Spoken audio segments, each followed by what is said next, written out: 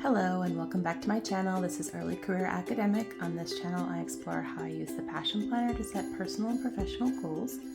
In this video, I'm going to show you another one of my back pages in the Passion Planner and use this opportunity to set it up for what I'm going to use it for. If you've seen some of my more recent videos, I have other back page videos that I show you kind of what else I have going on there in the back pages. So just quickly before we dive in here, I am an academic. As I said, I'm also a wife and a mother and a Passion Planner ambassador. So if you're interested in any of the Passion Planner products that I talk about in this video, there is an affiliate link in the description as well as a discount code. The discount codes change every 6 months, not every 2 months anymore. So just check back at the latest video to see the discount code, or you can always check it out in my bio. Now that we got that out of the way, if you are new here, thank you for watching. If you aren't, thank you for watching again. Please give this video a thumbs up and subscribe if you're not already. Let's get started. So as I said, there are back pages in the Passion Planner. The first half are kind of this blank page, and then there are dot grid pages in the very back. And you'll see here, this is my ideal week, which I have a video about already on the channel if you're interested in what's going on there. This is what we're going to talk about today. So this is called a Gantt chart. For those of you who are unfamiliar, it is a chart that is used in many different industries for many different purposes, but essentially it allows you to track different items over time. It's not the only way that people set up Gantt charts, certainly. I've seen an academic Gantt chart where the person had the projects listed here and then the stages up here, like drafting, revision, publication. So it's not necessarily date oriented, but that's how I like to set up a Gantt chart, with dates. That's the more traditional way to set up a Gantt chart for sure. But essentially what the chart does is it allows you to see all the projects you have going on at any one time, and then track when you should be working on them. And really it's sort of working backwards from a due date, a delivery date of some kind. So you know those dates, but you don't necessarily think through like when you need to work on that project or when you should be working on a different project to sort of maximize your time. So I have about 6 academic projects that are in the works this year at various stages. Okay, so some of them are going to require like a big push, and then some are just sort of trickling along. Some are wrapping up. So I wanted to be able to see in a calendar year what I should be working on when. And so what I have done ahead of this video is I've gone ahead and put the next 15 weeks or so, it's probably a little more than 15 weeks, 16 or 17 weeks, up through the end of May. And I have a place to list all the projects that I'm working on. And then this is the next like 15 or 16 weeks up through September. And I did it that way because I could have just done like the months, like June through December, but I'd actually like to know what I should be working on in a given week. So that's why I broke it out into week spans of time. And so this will become a little more obvious once we get into it, but this is what I have set up. I actually used a pencil to pencil this in and then a pen to mark the dates. Just briefly, I want to show you this awesome pencil that my friend got me. It says there, because, I'm an English teacher. But anyway, so I did that in pencil because I wanted to be able to erase it if I totally messed it up. But I do want to come back over it with pen. And I also wanted to get some of this out of the way, like all the measuring and stuff, because you don't want to see that. As it is, this video is probably going to take a little bit because of having to trace over these lines, but that's okay. I'll just chat at you while I'm doing it. So, yes, I am aware that in a year where I have a newborn at home, 6 projects sounds like a lot. But let me just kind of contextualize them a little bit for you. It will seem, I think, like less than it sounds. So in one case, one of the projects is really at the proof stage. So they're going to send me the proofs and it's going to be published in June. Proofs are not hard things. You just look at them, you make sure that the typesetter has captured your intent for the article as closely as possible, and you resolve any edits that they ask you to make ahead of print, and then it goes to print. It's pretty simple. So that's one of the projects. So it's not a huge time commitment is what I'm getting at there. So I'm really excited for that article to come out too. And then one of them is a potential project. I submitted an abstract recently. If you follow me on Instagram and you've been seeing my stories, you know that I did that recently. And that, could just die. Like, it could not be selected for the collection, in which case there will be no progress made on it at this time in my life. Who knows? I could end up cycling back to that idea at some point. But, if I'm not selected for the collection, then I will probably prioritize other things. So that's one of the projects. It's sort of a maybe project. Have to kind of wait and see. And then one of them is my edited collection that I'm working on right now, or that I've been working on since last spring. We're at the point where everyone should be writing their chapters, and those chapters will be due to me in June. So that work, a lot of the work that has to happen on that, from my perspective, is after those manuscripts are due. So you'll see some things I plot here on the second Gantt chart. But one thing I can work on, or two things I guess I could work on before that happens, is I can work on my own chapter. That needs to happen. Luckily I have given quite a few conference presentations on what I'm going to be writing about. So I have conference paper drafts, which I can turn into chapter draft. And the other thing I can work on is gathering some literature for the introduction to the edited collection. So that's I honestly would like to get as much of that together as I can ahead of time. Obviously I can't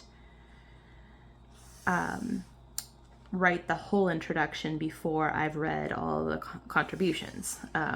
Part of the job of an introduction is to introduce what's in the volume, and until I have those manuscripts, I don't know how to introduce them, because I don't know what things change from abstract to completed manuscripts. So I want to make sure that I'm reflecting the contributors' work accurately.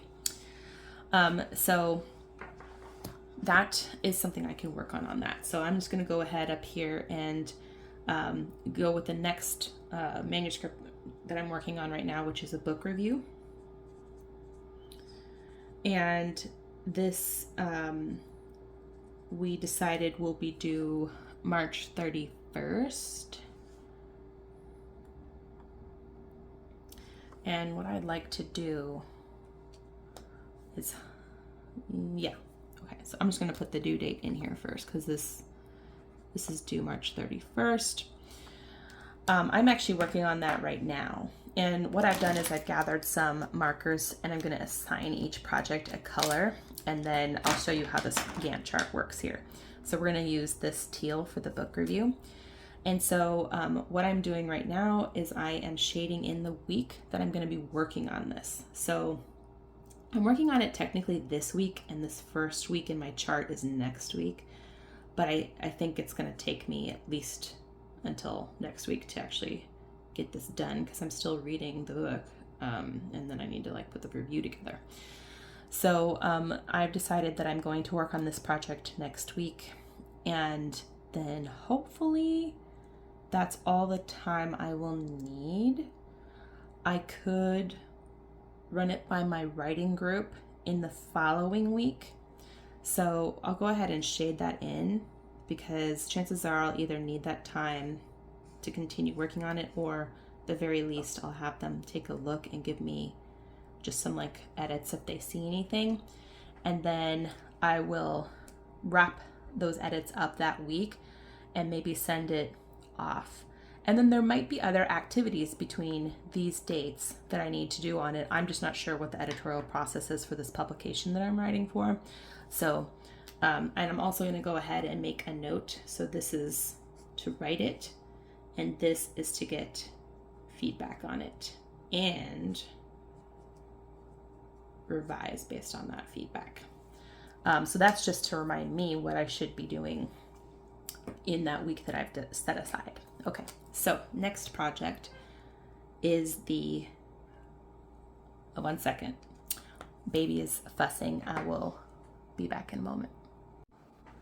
Okay, I'm back. She lost her bink. Okay, so this next project is the article that may or may not go forward depending on if it's accepted. So I'm going to assign that this purple color. And the only date, well, there's 2 dates that I know about for this article. And the first one is the 15th of February. Too many pens in my hand. Okay.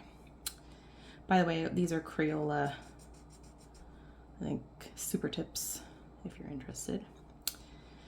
So this is the date that they will let me know if I'm going ahead or not with the project. And then the 1st of August, yes, will be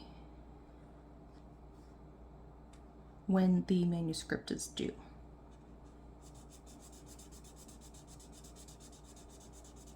So I'm just going to mark that here.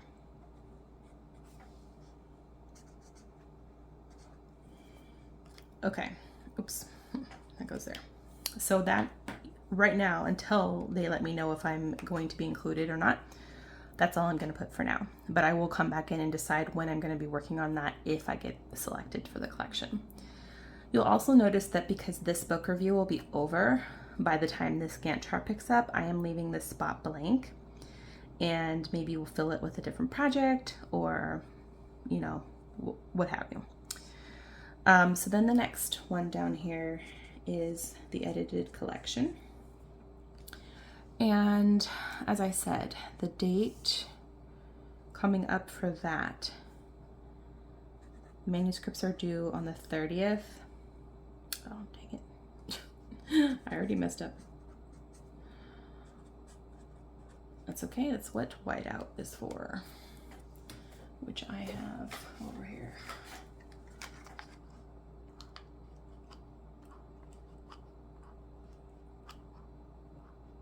Okay. So that's when the manuscripts are due. And then in this, I think, amount of time, let's see, during the, July 9th through September 4th.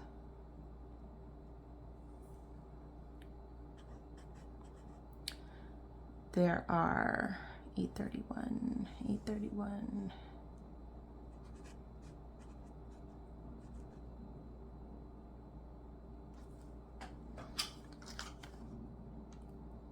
We had to do an internal review, which is why I'm trying to parse this, because they do it through me. I'm the facilitator, so there's things I need to do to help it along, in other words. So the edited collection, let's go ahead and do this bright, this is the Marigold Mild Liner. And I'm just gonna go ahead and mark this, and it's gonna smear a little, but that's okay. We'll deal with that.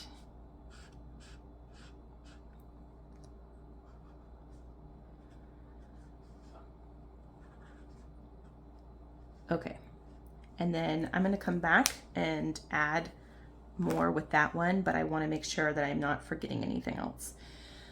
So there's the article that I'm going to receive proofs for, and it will be published in June. I'm not exactly sure if there's a specific date in June, but it's definitely in June sometime. So we're just gonna like split the difference and go like kind of in the middle.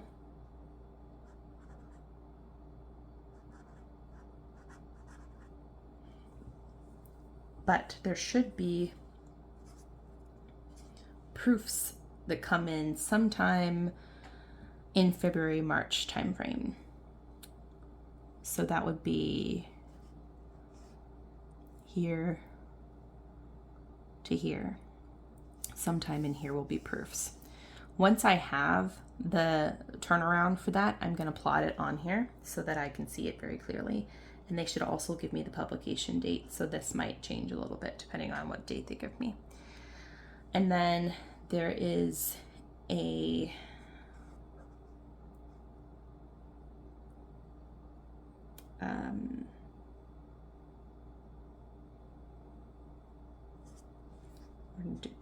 DLC is what we'll call it for now. I'm supposed to be circling back with a editor about this in the May to June time frame. So that's like this time frame. May starts up here. I think after the semester ends is a good window of time. So I'm just going to go ahead and plot on here. I'm going to use this blue color.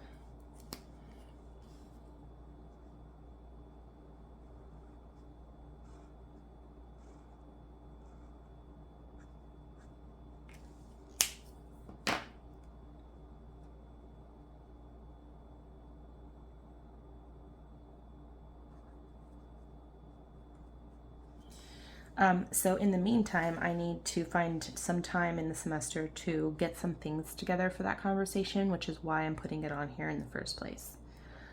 So that is that's what we're doing here. As far as I know, that is all the projects. So I don't have 6, I have 5. I don't know what I was thinking about. Oh, the 6th one was the Tweet Sets article, which I can put on here. I'll put it on here.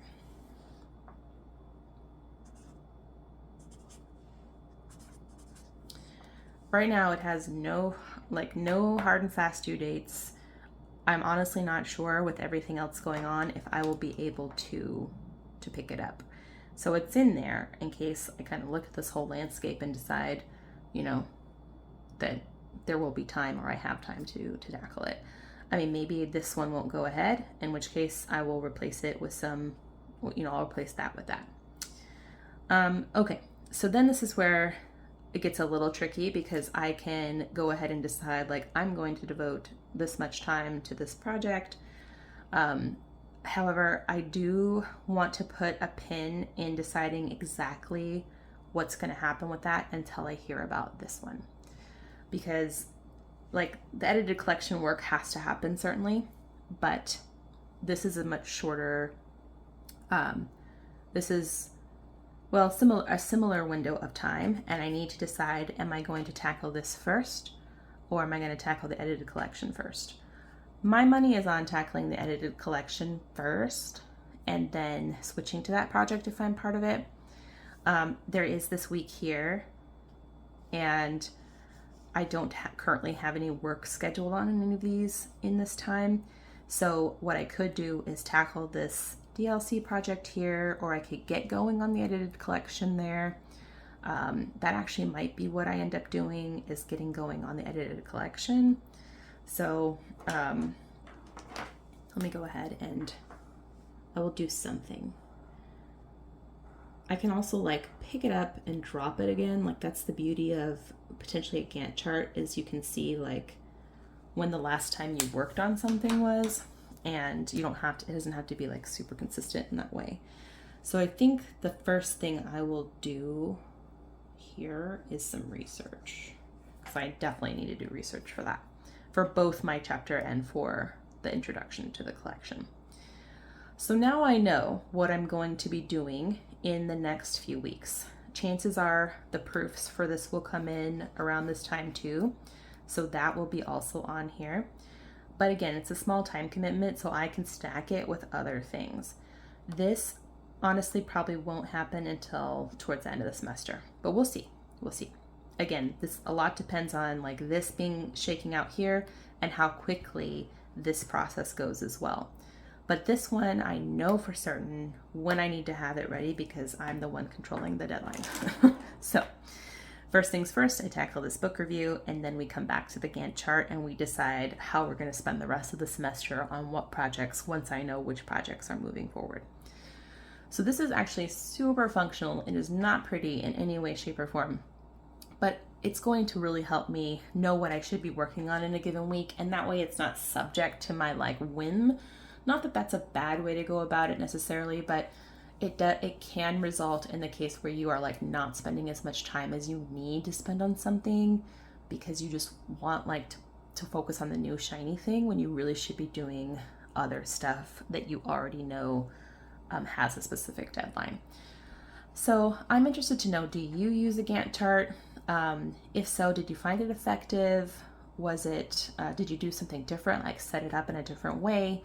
Do you use a digital version of this? There are ways to do this digitally. Of course, it's spreadsheet format. It'd be really easy to put it in a Google Sheets. In fact, I've done something like this. You can actually find a video on it on my channel, but it wasn't date specific up here. So anyway, interested to know, do you use a Gantt chart? If so, how's it going, or how did it go? Let me know in the comments of this video. Thanks again for watching. Stay tuned. I have some more video ideas coming up, as well as some regular plan with me. So I'm interested to engage with you on this platform. If you wouldn't mind giving this video a thumbs up and subscribing if you're not already subscribed, it really does help people to find the channel. And I just like seeing the little thumbs up. So anyway, have a good one. I'll see you back here soon. Bye.